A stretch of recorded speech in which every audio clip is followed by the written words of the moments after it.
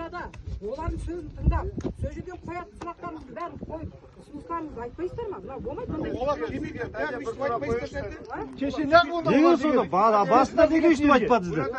Не, біз даты қорқытамыз деп тұрмын. Общественный случай қай уақытта өрт? Кеше мен тұрсам, екі джип кепті. Ішінде толған спецназ бағана, маска болды. Өткен жоқ деп жатырмын. Дұрыс па? Ешкіммен болған жоқ. Бірақ 15 декабрь мен 25 январдың арасында өтіп кеткен, 15 январда өтіп кеткен. Тоқтаңызшы, Мариям болды, өтіп кеткен уже.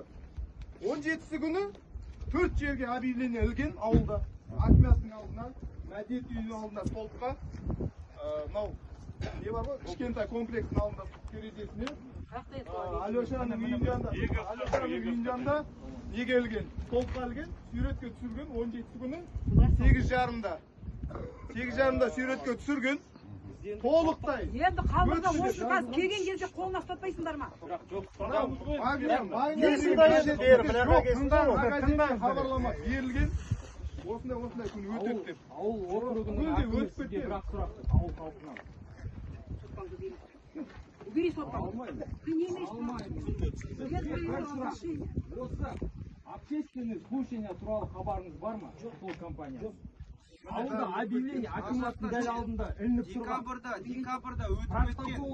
Сіз протокол шығып қойған болса, сіз хабарда болмасаңыз, Мен халықпен біргемін ғой. Мен халықпен біргемін. Әрқашанда. Мен соттан келген жоқпын, біліп алыңыздар. Мен халықпен біргемін. Қашанда болса. Бірақ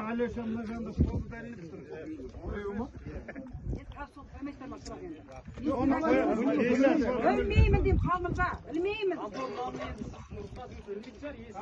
Есігінде тұр. Оларға болды ма контордың есігінде?